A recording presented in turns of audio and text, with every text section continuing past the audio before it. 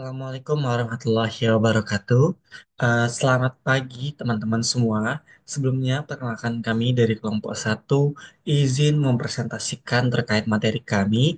Saya sendiri, Gibran Hadi Ramadan, dan beberapa rekan saya akan mempresentasikan terkait analisis prospek perusahaan, mata kuliah analisis laporan keuangan.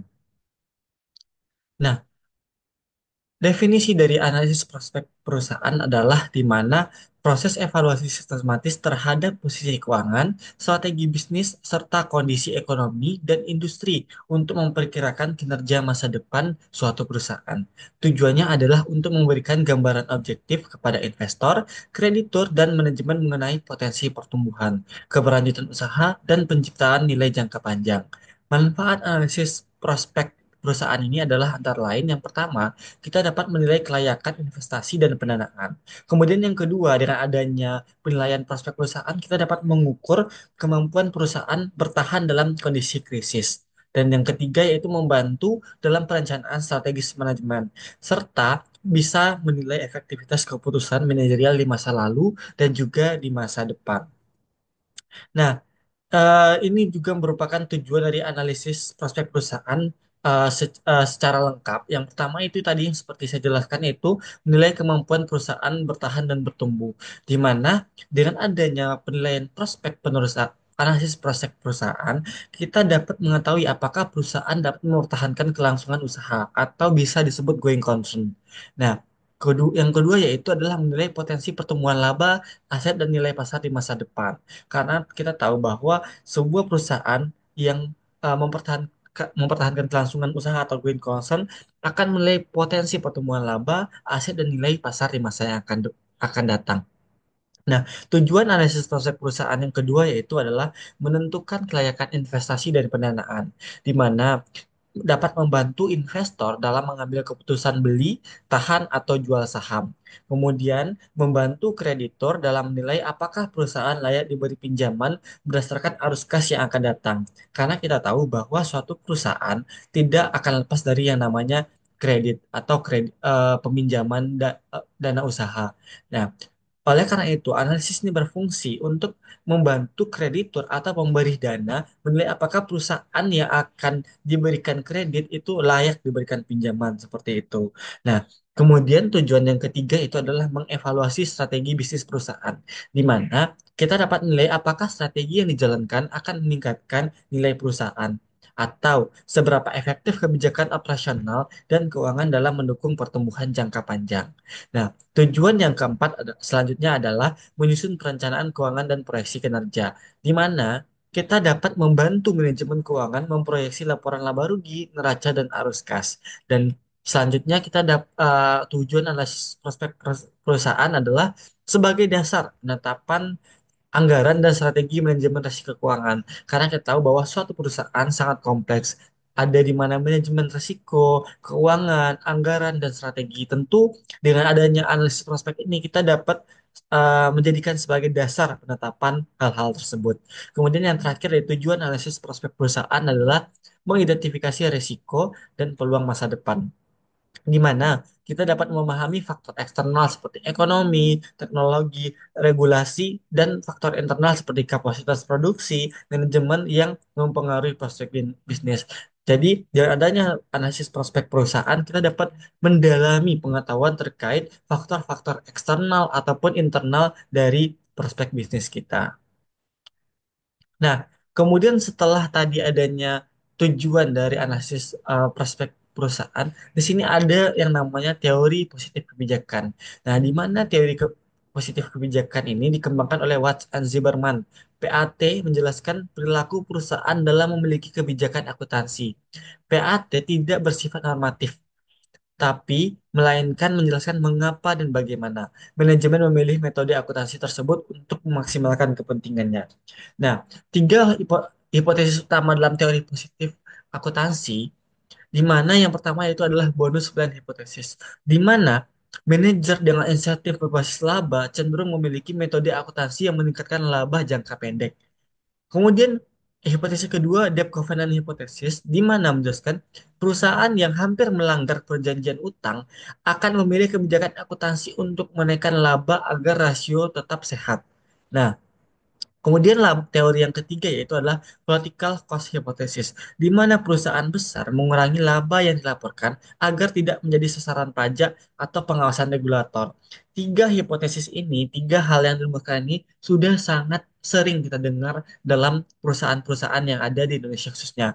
Ada beberapa perusahaan yang menggunakan bonus plan hipotesis dengan menaikkan laba di jangka pendek atau dengan debt covenant hipotesis itu selalu menaikkan laba agar rasionya tetap sehat, dan juga yang paling sering adalah political cost hypothesis, di mana cenderung perusahaan besar mengurangi laba agar pajak atau pengawasan regulatornya itu dapat dikendalikan.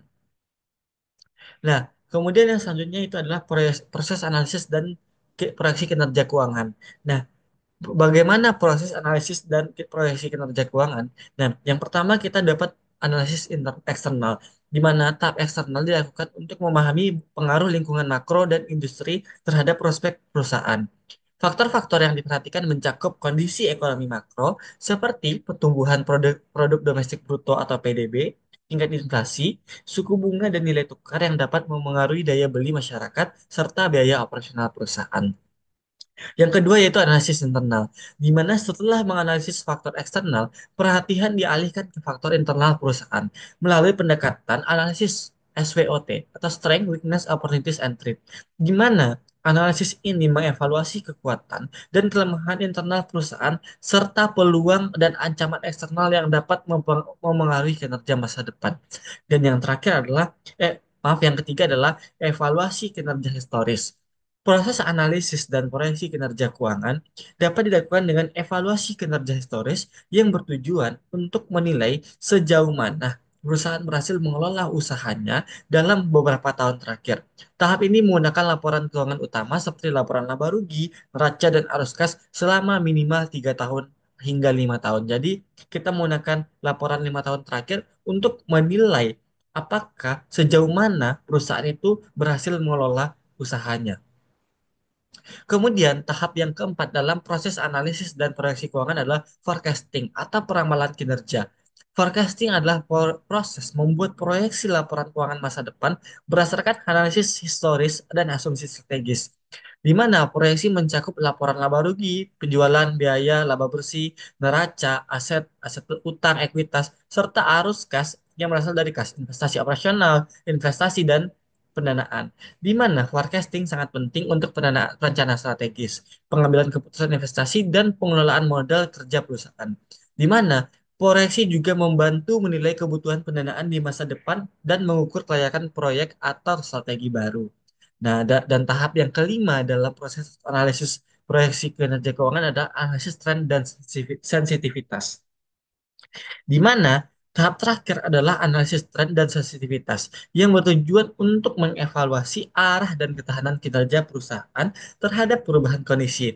Analisis tren dilakukan dengan membandingkan data keuangan dari tahun ke tahun, mengidentifikasi pola pertumbuhan atau penurunan baik dalam hal pendapatan, laba, margin maupun atau rasio keuangan lainnya. Nah, ini ada beberapa contoh analisis prospek perusahaan. Yang pertama adalah investor saham. Jadi saat ada satu investor saham membeli saham perusahaan teknologi, seorang investor retail ingin membeli perusahaan saham, kita bilang PT-nya adalah PT Goto atau Gojek Tokopedia, di mana investor tidak dapat hanya melihat harga saham saat ini, tapi juga menganalisis prospek perusahaan di masa di masa depan. Nah, bagaimana implementasinya? Yang pertama analisis tren. Kita harus melihat penjualan tahunan meningkat 15% per tahun selama 3 tahun terakhir. Nah, kemudian kita juga bisa mendetail analisis laporan keuangan. Meski belum untung, kan rata-rata bahwa perusahaan Goto ini belum untung. Kerugian bersih menurun tiap tahun atau menuju profitabilitas. Dari 5 tahun atau 3 tahun terakhir, dia memang rugi, tapi ruginya ini selalu berkurang. Berarti menunjukkan ada arah yang menunjukkan ke arah profitabilitas atau menuju keuntungan. Kemudian kita menganalisis dari industri. E-commerce dan retailing di Indonesia terus tumbuh. Kita tahu bahwa zaman sekarang e-commerce sangat tinggi dan juga retailing seperti Gojek atau platform-platform yang transportasi online itu terus tumbuh dari tahun ke tahun. Ini menunjukkan ada prospek dari perusahaan ini untuk tumbuh ke depannya. Terus kita bisa dengan forecasting atau peramalan.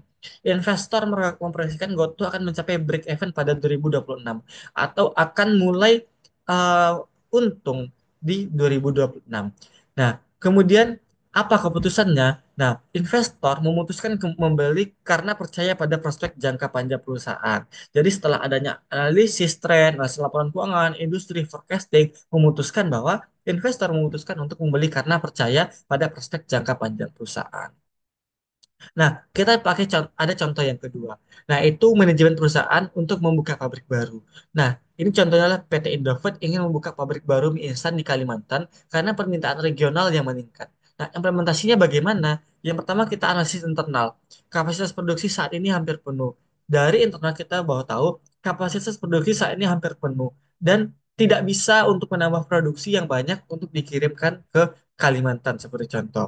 Nah, kemudian analisis eksternal. Wilayah Kalimantan menunjukkan pertumbuhan ekonomi regional yang tinggi. Dari analisis eksternal ekonomi makro seperti PDB, inflasi dan segala macam menunjukkan bahwa wilayah Kalimantan menunjukkan pertumbuhan ekonomi yang regional yang tinggi. Ini merupakan salah satu prospek perusahaan untuk membuka pabrik baru di sana. Kemudian analisis forecasting penjualan. Berdasarkan penumbuhan penjualan sebelumnya, permintaan diprediksi naik 12% per tahun. Jadi eh, dari peramalan analisis laporan keuangannya bahwa permintaan untuk mie instan di Kalimantan ini bakal meningkat 12% per tahun. Kemudian proyeksi laba. Manajemen menghitung return on investment dari pabrik baru dalam 5 tahun. Yang tadi rencananya membuat pabrik baru, tentu perusahaan harus menghitung return on investment-nya selama 5 tahun. Apakah akan mendapat break even point atau belum? Kemudian dapat mengevaluasi resiko di mana menggunakan analisis sensitivitas terhadap biaya bahan baku dan distribusi. Karena kita tahu bahwa Kalimantan itu berada jauh dari pabrik utama PT Indofood yang berada di Pulau Jawa. Tentu ini akan menjadi evaluasi risiko untuk menggunakan analisis terhadap biaya bahan baku dan distribusi. Nah, dan yang terakhir, keputusannya proyek akan nilai layak dan disetujui untuk ekspansi berdasarkan dari analisis-analisis yang telah dilaksanakan tadi. Nah, kesimpulan dari materi analisis proses perusahaan adalah di mana analisis proses perusahaan memerlukan pemahaman menyeluruh terhadap kinerja keuangan historis, strategi bisnis, serta dinamika eksternal, di mana teori positif dan pengungkapan informasi memberi konteks pada keputusan manajemen, sehingga analisis tren proyeksi keuangan membantu dalam pengambilan keputusan berbasis data. Mahasiswa akuntansi diharapkan mampu menerapkan teknik ini untuk menilai potensi dan pertumbuhan suatu entitas. Mungkin cukup sekian pemaparan materi terkait analisis prospek perusahaan dari kelompok kami. Kami ucapkan terima kasih dan selamat pagi semuanya.